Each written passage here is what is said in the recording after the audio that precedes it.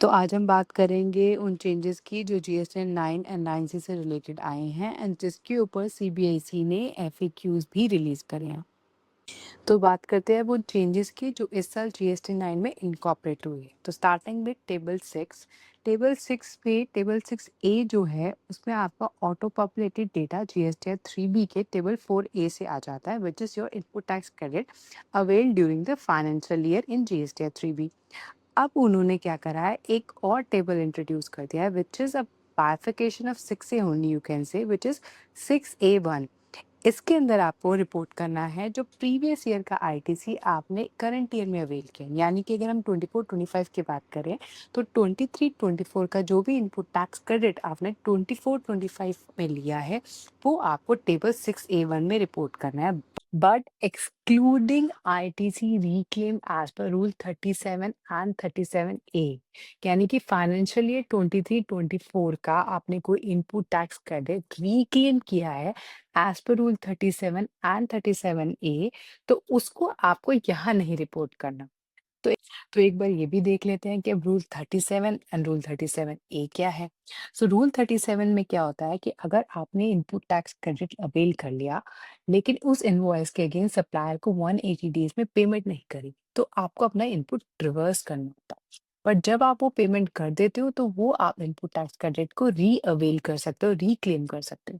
तो अगर ऐसा कोई इनपुट 23-24 का आप 24-25 में रिक्लेम कर रहे हो तो वो आपको टेबल 6A1 में नहीं दिखाना। उसके बाद रूल 37A क्या है, एक न्यूली इंट्रोड्यूस्ड रूल है जिसके अंदर अगर आपके सप्लायर ने जीएसटी 1 फाइल की है, इनवॉइसेस रिपोर्ट करे हैं बट 3B फाइल नहीं करी, यानी कि 3B फाइल नहीं करी तो मतलब टैक्स पे नहीं किया। सो उस केस में आप क्या कर सकते हो, उस इनपुट टैक्स क्रेडिट को रिवर्स कर सकते हो and then you can reclaim that input tax credit once your supplier has filed his 3B। तो ऐसा कोई इनपुट टैक्स क्रेडिट आप 23-24 का 24-25 में रिक्लेम कर रहे हो तो वो भी 6A1 में नहीं आएगा। वो कहाँ आएगा हम आगे जाके बात करेंगे। तो अब आपका 6A2 आ गया which is nothing but a difference of 6A minus 6A1 which is basically आपके जो करंट ईयर के इनवॉइसेस हैं जिनका आपने इनपुट टैक्स क्रेडिट लिया है वो ही बैलेंस यहाँ रिफ्लेक्ट करेगा। जो प्रीवियस ईयर का इनपुट टैक्स क्रेडिट आपने यहाँ करंट ईयर में अवेल किया है वो उसको एक्सक्लूड करेगा। इसका एक रेलेवेंस है टेबल 8 से, वो मैं आपको आगे जाके डिस्क्लोज करूंगी।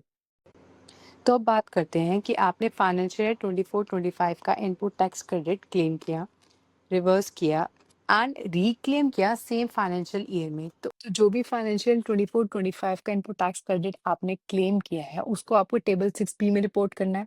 वो ऑटोमेटिकली आपका रिपोर्ट हो जाएगा बाइफिकेशन जो आप भी दोगे। उसके बाद अगर आपने रिवर्सल किया है because of non payment to supplier within 180 days because of rule 37 जो हम ऑलरेडी डिस्कस कर चुके हैं, तो आपको वो रिवर्सल रिपोर्ट करना है टेबल 7A में। और अगर आपका रिवर्सल है नॉन रिसिप्ट ऑफ गुड्स और other reason as per circular 170, तो आपको वो रिवर्सल रिपोर्ट करना है 7H में। नाउ अगर आपने ये रिवर्सल के बाद इसको सेम फाइनेंशियल ईयर में रिक्लेम कर दिया, ठीक है, अगर आपका reclaim because of the one of the other reason mentioned above है, राइट, तो उस केस में ये रिक्लेम आपको 6H में रिपोर्ट करना है। तो अब 6H में दो तरह का इनपुट टैक्स क्रेडिट आएगा, reclaim of the current financial year in the current financial year and जो हमने प्रीवियस स्लाइड में डिस्कस किया कि फाइनेंशियल ईयर 23-24 का बिकॉज ऑफ रूल 37 हमने कुछ रिक्लेम किया है तो वो भी टेबल 6H में ही आएगा। तो ये टेबल बेसिकली एक क्लेरिफिकेशन है कि आप कंफ्यूज ना हो जाएं कि जो भी आईटीसी आपने 23-24 का रिक्लेम किया है 24-25 में उसे कहाँ रिपोर्ट करना है, क्या सारा 6H में रिपोर्ट करना है। तो उसका आंसर है नहीं। अगर आपने input tax credit financial year 23-24 का रिक्लेम किया है करंट ईयर में because of reason other than rule 37 और 37A, तो आपको 6A1 में ही रिपोर्ट करना है वो। लेकिन अगर आपने वो रिक्लेम किया है बिकॉज ऑफ रूल 37 और 37A, तो टेबल 6H में आपको रिपोर्ट करना है। एक छोटी सी क्लैरिफिकेशन है कि रिक्लेम में क्या डिफरेंस है। बेसिकली जब आप फर्स्ट टाइम कोई भी इनपुट टैक्स क्रेडिट क्लेम करते हो, फॉर एग्जांपल आपने 23-24 का इनपुट इस साल अवेल किया, तो क्या उसे हम क्लेम कहेंगे या रीक्लेम कहेंगे? तो 23-24 का इनपुट टैक्स क्रेडिट अगर आपने फर्स्ट टाइम करंट ईयर में क्लेम किया, राइट, फॉर एग्जांपल आपके गुड्स अब रिसीव हुए हैं, तो as per eligibility of section 16 आपने उससे करंट ईयर में क्लेम किया, तो उसको हम बोलेंगे first time claim, which is basically claim. लेकिन आपने अगर वो आईटीसी 23-24 में अवेल कर लिया था, क्लेम कर लिया था 3B में, बट बिकॉज ऑफ सर्कुलर 170 आपने उसको प्रीवियस ईयर में ही रिवर्स कर दिया। अब जब आपके सेक्शन 16 की कंडीशन मीट आउट हो गई, तो आपने उस आईटीसी को इस साल अवेल किया, बेसिकली उसको आपने रीक्लेम किया। इनपुट टैक्स क्रेडिट को कब क्लेम कहेंगे, कब रीक्लेम कहेंगे, आई होप अब आपको वो क्लैरिफाई हो गया होगा। तो अब हम बात करते हैं टेबल 8A की। तो टेबल 8A में 2-3 पॉइंट्स जो हैं बहुत इंपॉर्टेंट है, जिसका आपको ध्यान रखना है। पहली बात कि आपको पता है जो टेबल 8 है, ए है, वो जीएसटी 2B से ऑटो पॉपुलेट होके आता है, लेकिन इसके अंदर सिर्फ फाइनेंशियल ईयर 24-25 से रिलेटेड इन्वॉइसेस ही रिफ्लेक्ट करते हैं। वो इन्वॉइसेस जो अप्रैल 24 से मार्च 25 में रिपोर्ट हुए रिलेटेड टू 24-25, प्लस जो आपके अक्टूबर 25 तक रिपोर्ट हुए रिलेटेड टू 24-25, तो इन दोनों का कंबाइन आपका input tax credit invoice wise इसके अंदर रिपोर्ट होगा। सेकेंडली, आपके जो 23-24 के इनवॉइसेस हैं, जो जीएसटी 2B और फाइनेंशियल ईयर 24-25 में रिपोर्ट हुए, वो ये एक्सक्लूड कर देगा। तो ये आपको पॉइंट ध्यान देना ज़रूरी है, बिकॉज़ जब आप अपनी रिकन्सिलिएशन करोगे GST 2B versus books versus table 8A, तो आपको ये डिफरेंसेस आइडेंटिफाई होंगे, देन यू शुड नो कि इसका रीज़न क्या है, एंड उसका रीज़न ये है जो मैंने आपको अभी बताया। तो अब हम बात करेंगे ITC claim reversed in financial year 24-25 but reclaimed in financial year 25-26। तो बेसिकली हम टेबल 8C एंड 13 की बात कर रहे हैं, जिसमें हम रिपोर्ट करते हैं कि जो नेक्स्ट फाइनेंशियल ईयर में हम इनपुट टैक्स क्रेडिट अवेल करेंगे।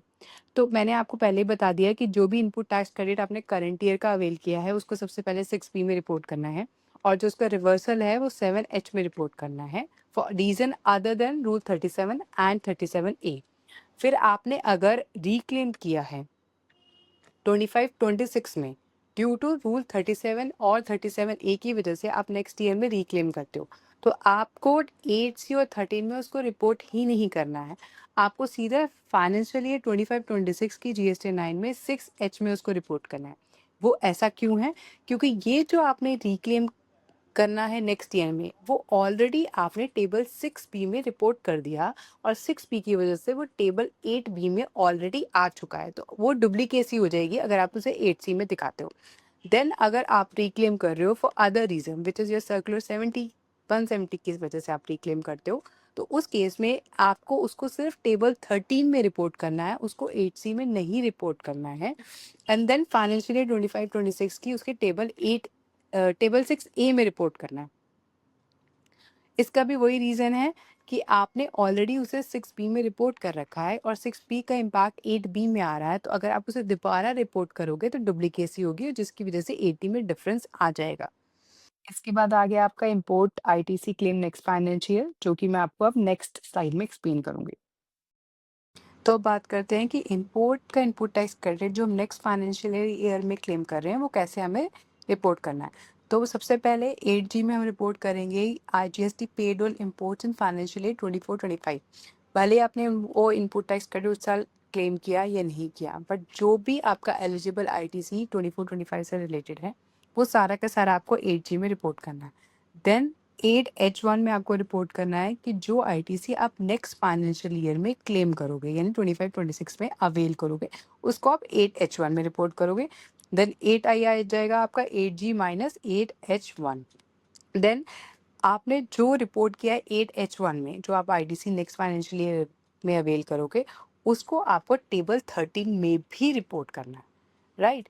और टेबल 6E में जो आप input tax credit related to imports report करोगे, उसमें आपको जो नेक्स्ट फाइनेंशियल ईयर में आप अवेल करने वाले हो, वो नहीं रिपोर्ट करना। वो आपका कहाँ आएगा? टेबल 8H1 एंड 13 में रिपोर्ट होगा। तो ये थे important changes GST 9 से related. If you really like the video, do comment in the comment section.